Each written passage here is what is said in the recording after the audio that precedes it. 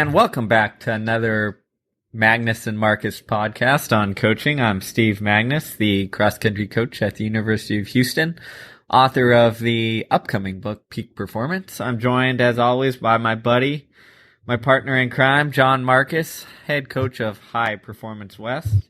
And number one hype man for the Peak Performance book. That's right. We're gonna have if to... you haven't got it on your to-do list to buy it early June, go get it, pre-order it, check it out, download it, Audible, you name it. there's the plug for our sponsor, Steve. Yeah, our sponsor of this podcast is brought to you by me. As I sit in the Holiday Inn in Austin, Texas, getting ready for some track meet. So, how things going, Jon? Excellent. Cannot complain. Good. But I can and will get on my high horse, as you know, we often do on this podcast. And currently, my high horse, I believe it's also Steve's, is differentiating between the hocus pocus of these marginal gains concept, presented by famously the Team Sky cycling outfit that is now coming under investigation for being completely fraudulent. Imagine that. Yes, the 1% rule, which this marginal gain concept was derived from. So, here we're going to try to unpack and uncloud this kind of foggy area between marginal gains and doing these little things 1% better, and the actual 1% rule and the immense value of a cumulative advantage, because I think it got muddied there for a little while, for a couple of years, with all this hocus pocus that Team Sky tried to pass as actual work being done, but was really just, hey, we're not doing anything special. Yeah, before we kind of dive in and define those two terms, I think I think this is going to be a very interesting study on human nature and how we like to explain things and how we like to create a story that makes us feel good about things, and how it's a lot easier to, after the fact, justify performances by saying oh yeah, marginal gains, we got better pillows and mattress tops, and that's what did it. So why don't you differentiate between marginal gains and the 1% rule? Well, the first thing is we need to, agree or understand that we do not know everything. And even the knowledge we do possess is tentative. And that, Steve and I keep going back to what is the scientific method. A lot of people think scientific method in science is, this certainty and exactness that comes with mathematics. And while that's true for the case, it's a tentative certainty. And you can look at all of, Newton's laws of physics, right? They were laws. They were absolutes for a long time. And then, the theory of relativity and quantum mechanics came in, and all of a sudden it's hey, it's not absolute. It's a tentative knowledge. We still don't know, right, how consciousness exists in the human brain. That's something we don't know anything about. And even other things are tentative. So the real test of knowledge is not whether it's true, but whether it emboldens or empowers us. And so this idea of marginal gains is this construction of knowledge, or this construction of, hey, focus on all these marginal things on the fringes, because those are the things that's going to help push us forward. Now, the 1% rule is much different than that, because the marginal gains theory, or supposed theory, was a bastardization of the 1% rule. And if you haven't, I would suggest checking out James Clear, jamesclear.com, who it was the inspiration for this podcast, with a article that he usually puts out one article a week on the 1% rule and why few people get most of the rewards in life. So if we look back, right, the Pietro principle, which is essentially commonly known now as the 80-20 rule, says that 20% of whatever usually yields 80% of the return. So whether that's wealth distribution, production, etc. So with that, though, is understanding that inequality is everywhere, and that is okay, because he put in, like, say, basketball terms and NBA terms, two franchises, the Celtics and the Lakers, have won almost half of the NBA championships. So you're going to have this robust inequality that exists. And what that is it's actually a reflection of years of accumulative advantage. Now, what's a cumulative advantage? This goes back to evolution. This goes back to, survival of the fittest. It's what starts off as like a small difference, a small bit of distinction, if reinforced over time, can create a big chasm. And so this is not marginal gains, which is, let's focus on washing our hands and sleeping on the latest mattress, or wearing wool socks from, and wool alpaca blend socks from the finest purebreds in, Siberia or whatever. That's not it. What it is actually the 1% rule is about what you hear coaches say time and time again: mastery, execution of the fundamentals, because you want the fundamentals to be that thing that starts to create that separation between you and the other, you and the competition. And the fundamentals and mastering those allow you to automate these basic, whether they're skill sets, whether they're ways of movement, whatever they are, it's just on autopilot. And then you can get to the more theoretical and complex stuff.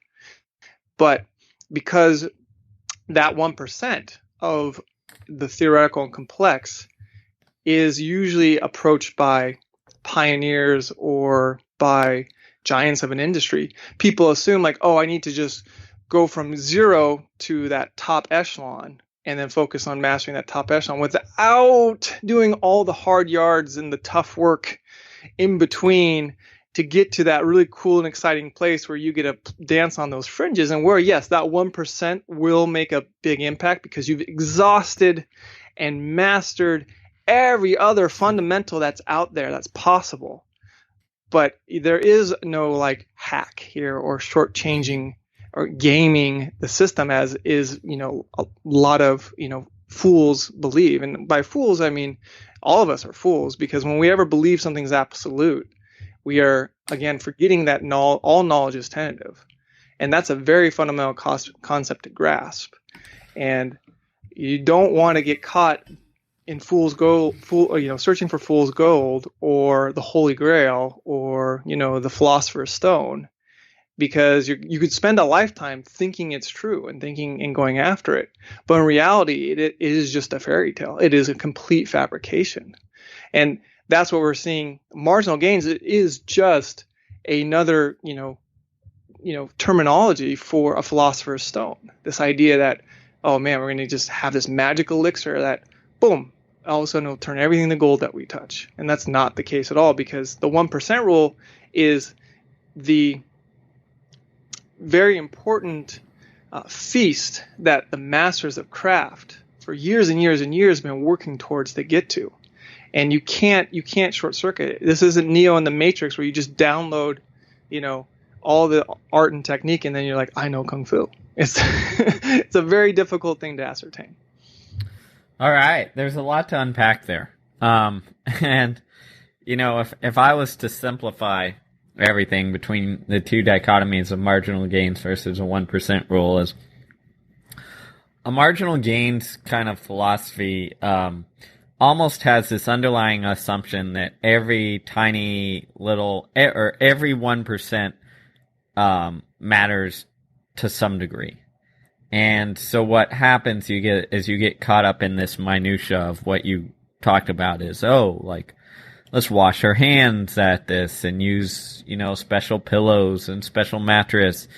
And, in the case of Team Sky, lay down some rubber to put their bikes down or whatever it is. It's all these little small things, and you're making these assumptions that all these little small things mean something, A, translate into something significant, and B, that they kind of build on each other. And I think that assumption is often invalid. And I think if you look at the 1% rule, the way I like to view it is almost like a compounding interest rule, and then fundamentals and connection. And going through those two things is, if you think of compounding interest, if you know anything about investing, your returns are going to be much higher generally if you start investing at 20 than if you start investing at 40, right? It's just every year your gains compound and all that stuff, and you just build and build and build. It's like investing 101. Well, the same thing happens if you master the fundamentals early and keep building upon that. Is what that does is that expands the horizon for where you can build upon it. And the way I like to look at that is, the more we master fundamentals, the more we have the ability to connect that to all the small, sexy stuff that everyone wants to do. So the bigger the fundamental capacity is, the bigger bang for our buck we get when we add in the small things, right? And I think when I look at those things, that's how I clearly differentiate it. And I think it gets confused because everyone thinks like, oh, the little things matter, or the 1%, that's what we should worry about. And I think in actuality, what we're saying are completely opposite things. There's 1% rule in your terms. The fundamentals carry you and allow the 1% to matter. Right. And we live in sport and more in the world in a kind of winner takes all, society, where the difference between winning a gold medal and not, the difference between making an Olympic team and not, is, for a lot of athletes and even coaches, is being able to sustain themselves financially in the sport and in their discipline for years to come, versus if you make that. But that half second, if you're an 800 meter runner, that you got 4th place or 5th place and didn't make an Olympic team, you might, hang the spikes up and that's all she wrote. So, there's this compelling need to find the magic stardust. But yes, the 1% rule, is a very critical and valuable rule to understand. And it states that over time, the majority of rewards in a given field will accumulate to the people, teams, organizations that maintain a 1% advantage over the alternatives. So you don't need to be twice as good to get twice the results. You just need to be slightly better, but then slightly better the next day and slightly better. And so when you're working on whatever fundamental skill you have in your catalog, you just need to get slightly better, because as Steve said, investing and statistics is really kind of a critical discipline to understand, not just from the X's and O's, but in a historical context, right? Because up until that point, before statistics was created in Scotland way back when, people believed that everything that we needed to know was already known. So you just, you asked a priest, because, it was for a long time heavy theologic society where, we believed in the books, in the Judeo-Christian sense. And those were absolute truths. All the knowledge that you needed to know about the world was in, your holy book. And up until mathematics came around, mathematics gave a more exactitude for us to see, wait, all of this is actually tentative. Because if you asked a holy priest or something, oh, how does a spider weave, their web? They would just like, well, it's not in the Bible, so, it doesn't really matter. God doesn't really want us to know that, so don't worry about those things. But what statistics allow us to do is to realize the impact of how things can compound and apply those learnings and that structure to not just financial models, but to all over the world. And then all of a sudden you've seen in the last 500 years of human civilization an exponential increase in just, society in general, from an industrial, scientific, technological revolutions, in large part due to the influence of math and statistics. So this is tough, because you start talking about statistics and people's eyes gloss over, like, oh boy, because it is still very opaque. And remember, mathematics was a marginalized study about 400 years ago. It was something that was off to the side. More we invested in rhetoric and logic. And now we've inverted that, because there's a significant advantage to be gained by understanding how this 1% rule compounds itself over time and creates, what we're calling here the, a cumulative advantage. And so it's like, what fundamentals do you focus on? And that's the key. I tell people more than any, or athletes more and more, worry about the right things. Like we worry so much about all these things, and that's I think where this dichotomy of the marginal gains, can leave us off course. Is you can worry about the wrong things. What are the wrong things? I can't tell you that, but it depends what your situation is, who you're working with, or what your priorities are. Because for me, one of the wrong things with my athletes is worrying about hitting a weekly mileage goal. That is a wrong thing in our world. It's a thing, but we don't worry about it. It happens. And it happens because we're more micro and we focus on the day to day. Now, these are, elites and adults and, very, cognitively aware of their, how their body's feeling. And so we get this kind of daily feedback mechanism built in, and we can make adjustments in real time. Now, for some other people, like say in high school, as I've always said, weekly mileage goals is an important thing because you're teaching these kids to show up and do the work. So you got to run this weekly mileage because we need you to run every single day or 5 times a week, rather than just when you feel like it, or take a break and go to McDonald's or 7-Eleven, get a Slurpee. So, that those are very critical things, because once you decide what your fundamentals are, then you have to get to a point where like you're enjoying getting slightly better at them every day. And then you're getting that confidence and that knowledge that you're getting better at them every day, because that belief will then empower you to feel like you're better overall. So, it's the margin now in this day and age between good and great is very, very narrow, and I think it's a nice fable and story to say, hey, if we focus on all of these tertiary things, and yeah, we'll do some fundamental stuff, but we'll also focus hyper on these tertiary things. It's this Moneyball effect that like, oh, we know the secret.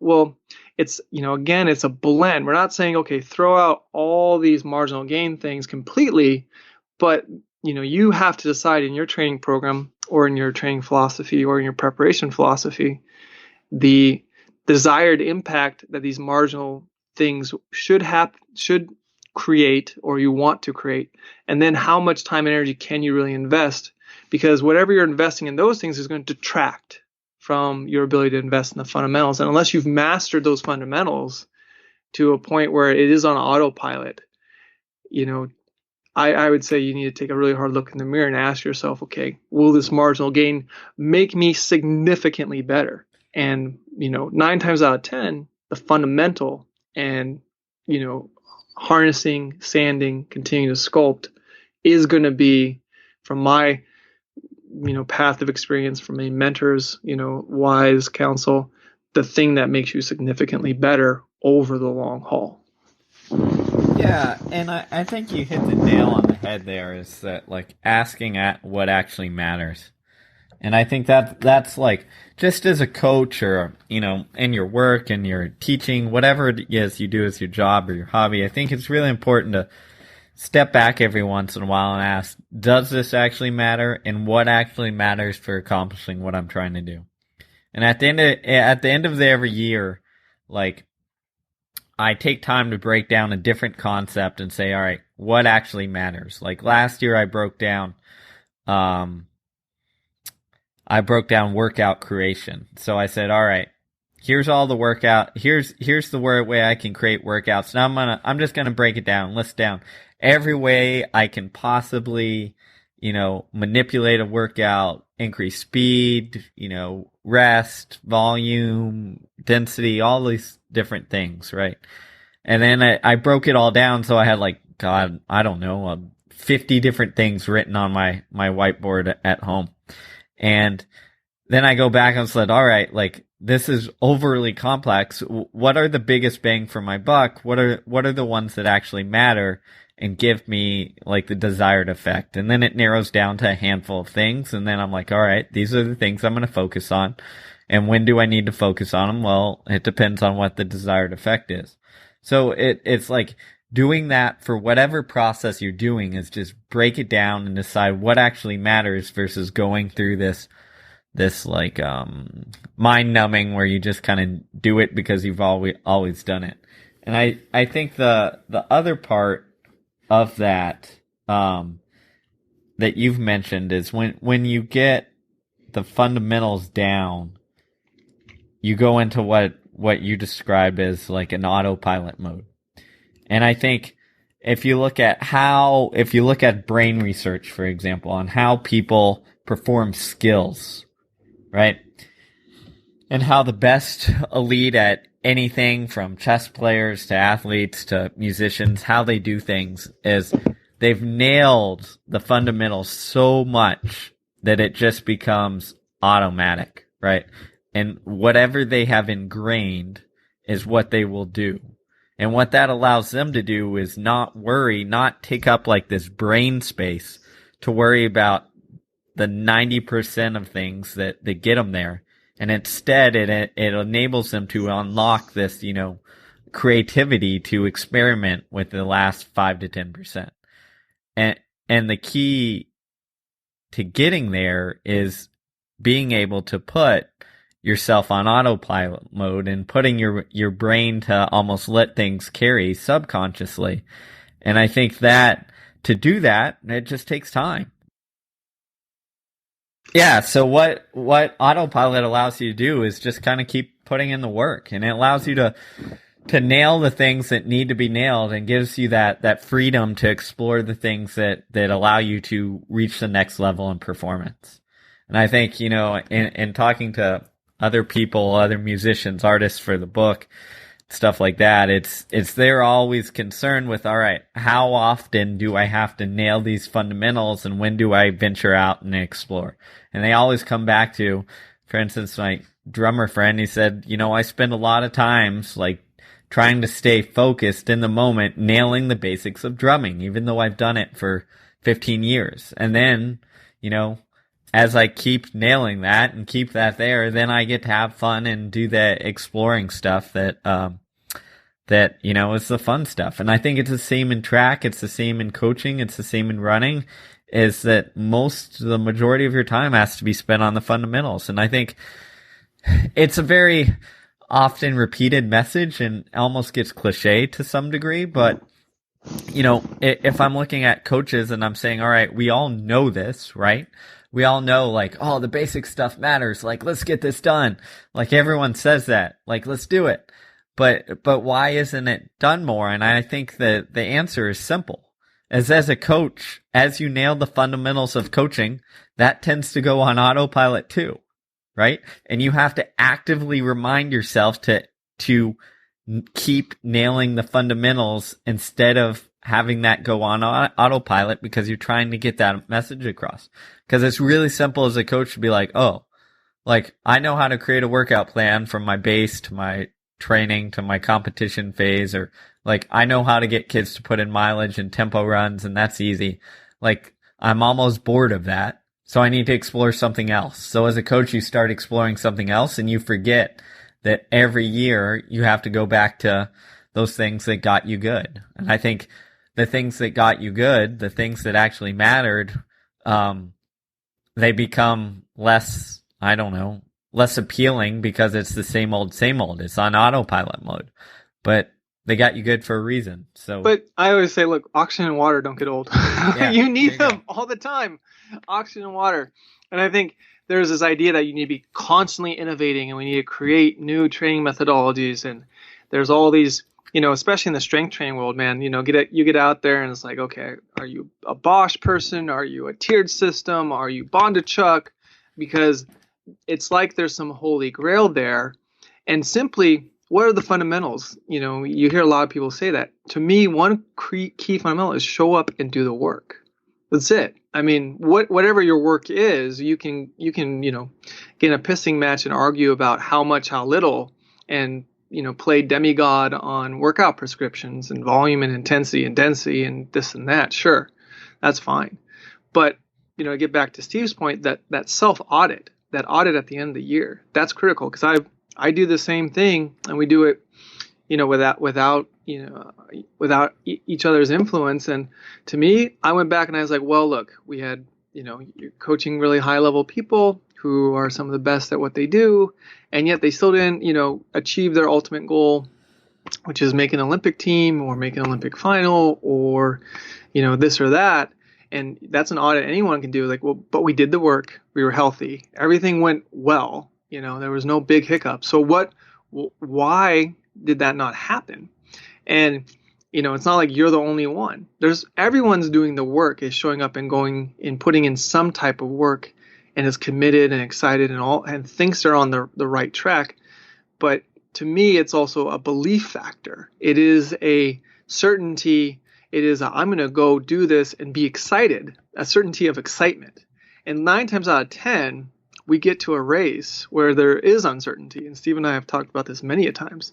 And we've conditioned people on the model of this highly certain prescription plan.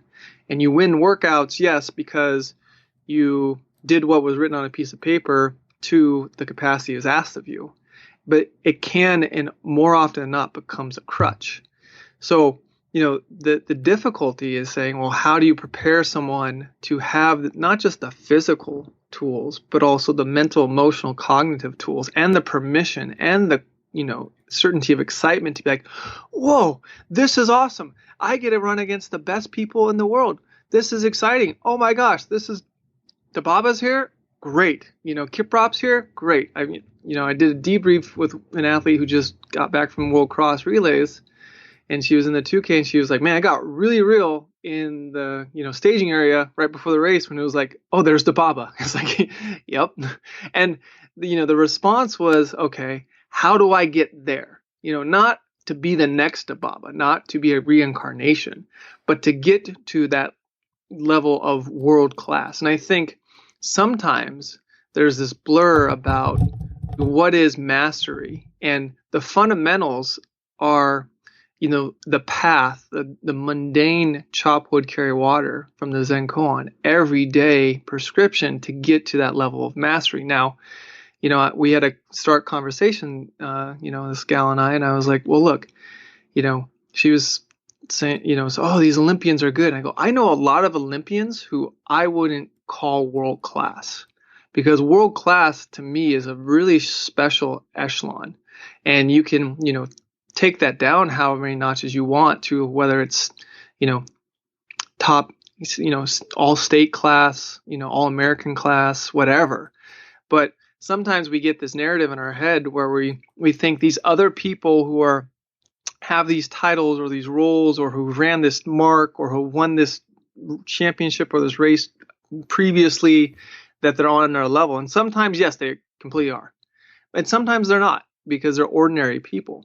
And, the way you can internalize the value of the 1% rule is just be like, well, someone else has already gotten there, and I want to get there. How do I get there? Is it this magic thing? Is it, going to altitude, that now is like the most in vogue thing ever? Because everyone goes to altitude now, and I'm like, whoa, when did this happen? I mean, people who, that's another rant for another day, but we get caught up, again, going back to things that don't matter, and say this is what really, really matters. And that's where you need to decipher, is it a marginal gain, or is it a 1% rule thing where if I get slightly better at this, the chasm between me and the opposition will get slowly wider and wider and wider and wider. And that's tough to decipher, really tough to decipher. And I have screwed up 99 times out of 100 decipher and chose wrong about what mattered. But because of it, I'm getting a little bit better, I'd like to think, at deciding what doesn't matter. And via the negativa, it's more easy to then decode or see clearly what does matter. The best analogy I can give is you go, training principles and how you prepare people. It's like you go into this messy room, and there's all, there's clothes, there's socks, there's, laptops, technology, toys, whatever, and it's just a mess, and it's a wreck. You can't maneuver around the room. And as you're kind of, picking up and cleaning up the room, you're deciding, what things do I keep out on display? Where is their place? Do I put them away in, the dresser drawer here in the closet?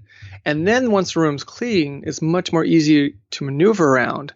And because you have it more easy to maneuver around, when a mess does come in, when something that does not fit show up, you can say, oh, I got to discard this. I have to throw this away. But I think the hard part is the deciding what to put away and what to keep on display. And that's where you have to use your own internal compass, your depth of experience, other people's experiences, mentors' input, your self-education, and then give it a test.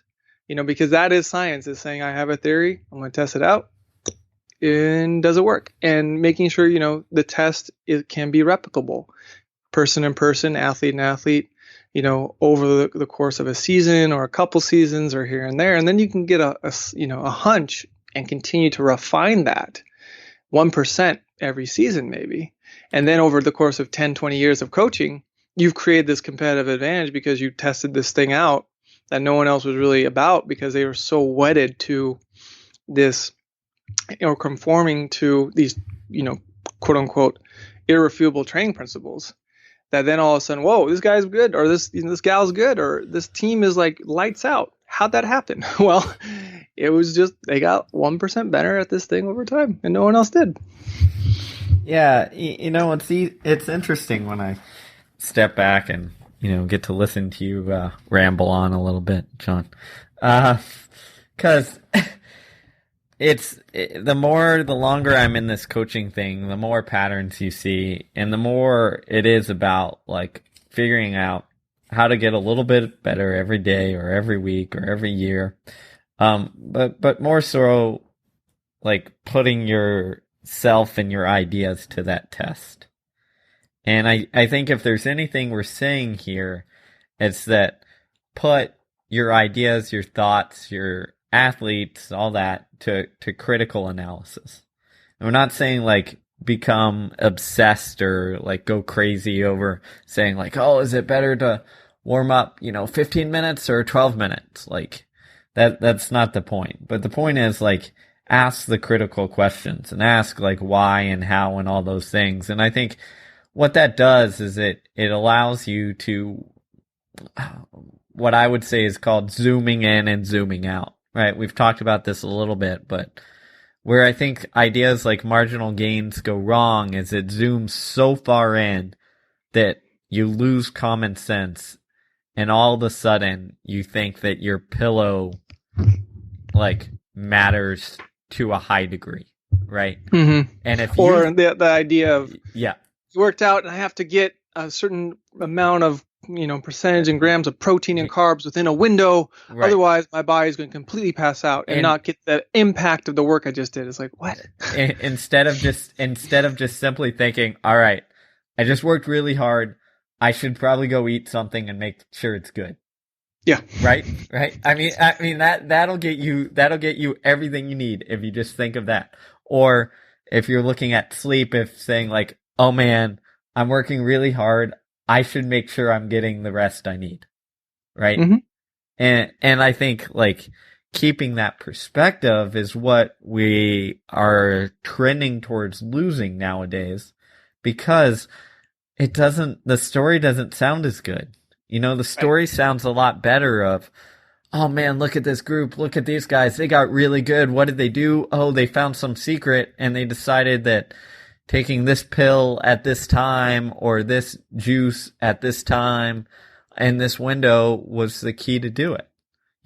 Or the same with the overuse of those cryosauna things. Oh yeah. Right now, Yeah. And it's like, oh, okay, this is the next key. And I know this is never going to stop because it's human nature, but if all you listeners, if you learn nothing else, I think it's sometimes to step back and be like, hey, wait a minute. What are we going crazy about now? And does it really matter? Right? Does it really impact things? Not can I create an elaborate justification for how it does, but does 5 years, 10 years down the line, is this going to grow and accumulate and compound so that it matters a lot? Right? So that it's a staple in our program. And if I can't say that, if I can't say like, okay, this idea, this training concept, this periodization model, whatever it is has the potential to be a staple, to translate into something that's going to be fundamental, then why are we obsessing over it? Right? And that's, the humility we all must keep in mind all the time is that we are all, ignorant, and, or we have to admit our ignorance, our collective ignorance, and then our own, personal ignorance. And we want the certainty. We want the definitive. We want the, hey, this is how it is all the time. Because rules and laws, and truths are comforting because you can have certainty in a very uncertain world about them.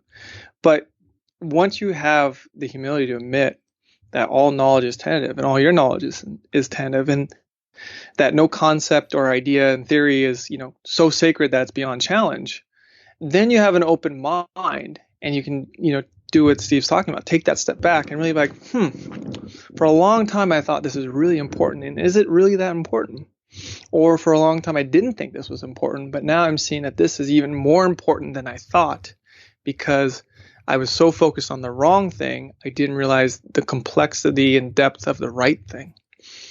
And, that mindset is everything, because as I've evolved and been given new puzzles of, higher level athletes who are, doing it for a living. I mean, again, the pressure's on because it's a project that it has a certain due date for whatever race you're coming up to. And there's no hey, get him next time, kid. There's no can we turn it in a week later? Can we get an extension? It's not like track season is always, for any track coach, we know there's a due date and people gotta be ready to go. And if you're not ready to go, oof, you missed the boat. You gotta wait a whole nother year. So, there creates some anxiety for sure. And that certainty fable becomes even more attractive in that mindset. Yeah. And just kind of piggybacking on that, and I think the mindset is incredibly important. And sometimes I'm sure for you guys listening, it could seem like, oh, Jon and Steve are going on a rant again and going to go on, 1,000 different paths to get somewhere. But the simplicity of this message is the mindset that you get as a coach is what is gonna be the glasses that you see the world through. And it's gonna be the lens you see the world through. And what we're arguing here is that if you take, this 1% rule versus this marginal gains view, is they will color that lens completely. And what I always say is what you give attention to is what you are going to value. So if I give attention to, if I become obsessed with the small minutia, the getting something in, drinking this amount of protein, this amount of carbs within 15 minutes of a workout, or else I'm done for. If I pay attention to that, if I give all my focus to that, then that's where I'm going to put all my thought and value. That's where my athletes are going to put all my thought and value. And the next time they show up to a hotel and their pillow is off or their mattress doesn't feel good, they're going to obsess about that feeling bad, and because that is what we have been trained to pay attention to. Mm-hmm. So the biggest thing for me is find the mindset you want to adapt and decide what to pay attention to. And it's really difficult to do. That's why Steve and I talk about it a lot in Circulate, because we are still learning. We are still, filtering ourselves. And what experience and what wisdom is, in my opinion, is it's understanding more and more and more what not to do. And the only way you can really ascertain that is by doing it and seeing its lack of impact. And then you're like, well, it's not really worth it. Because we do, going back to science and the brain, we know we only have a certain cognitive bandwidth. And when you get cognitively overloaded by so many things, you're just less effective at everything. So that's why, it is so important. Like you're seeing, now in the NBA, this whole back and forth about resting players and sleep, and the league NBA is like, don't rest players because we're an entertainment industry. And, teams are like, well, the performance in the playoffs are what matters. And we need these guys to be cognitively in tip top shape and physically. And we know that resting the brain is important, so it's this tug of war. And that applies to all of us. If your bandwidth is so overloaded, and if you're working with a scholastic athlete who has classes or finals or, ACT, SAT tests or GRE tests or whatever, you have to know, that you need to lighten the load on training. Or if you're working with a professional or semi-pro athlete who works full-time, works part-time, and they have a big project, or, grandma just died, like those other things, you're like, oh, that's a fundamental that I need to be cognizant of. I need to lighten the load. I got wind of a story of a coach who, like, a kid, went up to, the north, and she had, like, a friend's had a birthday, and they had like an all-out bash, and they're up all weekend, and, gets to track practice. He tells them honest, like, hey, just wanted to let you know I just did this. And coach's like, I don't care. It's Tuesday. It's hard workout. You're going. Like, it's a punishment workout. It's like, dude, really? Do we still live in 1980s, like 70s? Like, because if you're going to just create those punishment sessions through physical activity, you're sending, a authoritative message. And two, like, there's a lot of dominoes that come off of that from a relationship standpoint, but also a physical and cognitive standpoint. Now, you don't need to go there and hyper overload the athlete with this information. It's simply, like I was telling, like Tara Welling, this morning we were on a run. She had a workout yesterday, and, there's been some neurological things going on with her leg, and we've been sorting those out, and it's been great, and we're progressing. But I was watching her very closely the entire session on the track, ready to cut her at any time when her stride looked off for more than 100 meters, like when it just stopped looking right, because there was no point to continue to do the work, in my opinion, if she's forcing the issue, but then teaching this, bad habit, or flaring up this kind of like nerve issue that's going on. Like it to me, for a fundamental from my perspective, the value of doing another 5 to 10 minutes of tough aerobic work to, like, get her metabolism, a little bit sharper, not worth the potential downslide for it. And so it's those kind of, 1% type dialogues that you have with yourself about when to push or when to pull. And those nuances are very difficult. And Steve and I read a lot. We text each other articles and books and stuff. And sometimes I'm like, hey, you know what? This one's complete horseshit. And he does the same. Or sometimes it's like, hey, this is awesome. This really made me think. But how you catalog it and then apply it is really critical too. And I go back to, Michelangelo and the David, when he went around looking for the piece of marble to carve David out of, he was not saying, okay, how am I going to make David? It was simply, he looked for the piece of marble that already had David in it. And then his job was easy. He just discarded everything that was not David.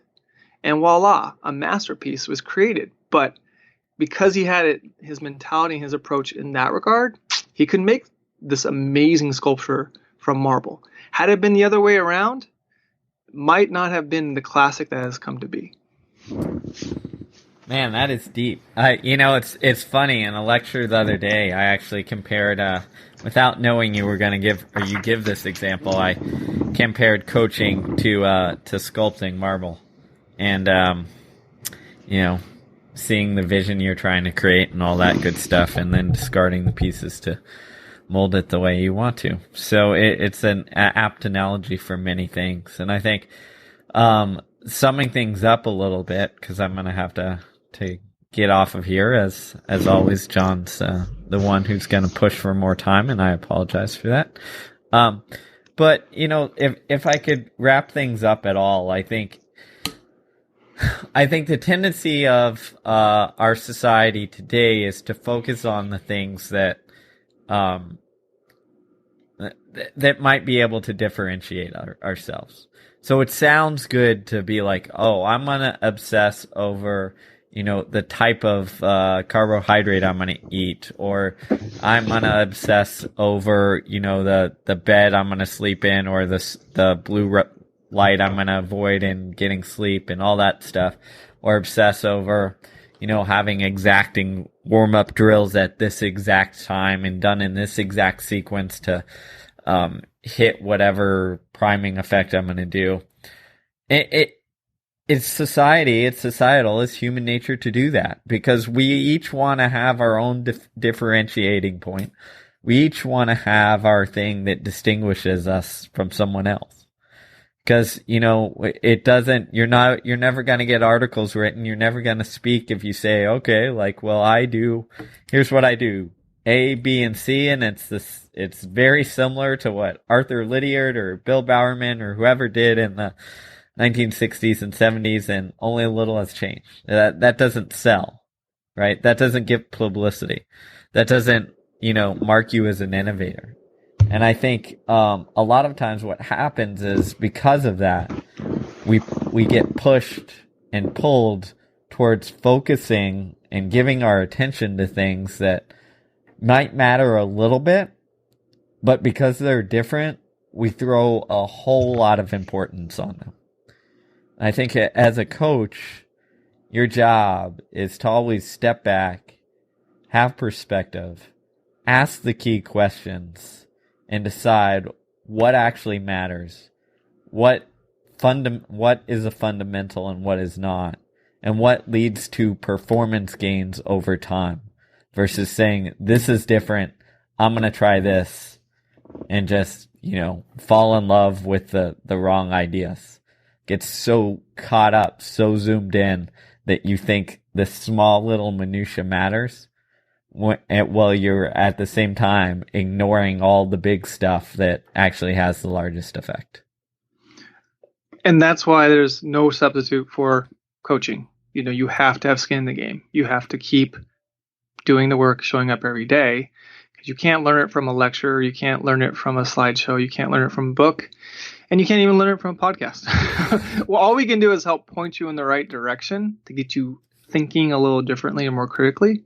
But I'll go back to, a slide I saw on, that really on Twitter about a week ago that really crystallized the truth about what a coach's role is. A coach, we have what I call the coach's eye, and it's a master's eye. And the coach knows, or the master, whatever, the teacher, they know what good, quote unquote, looks like.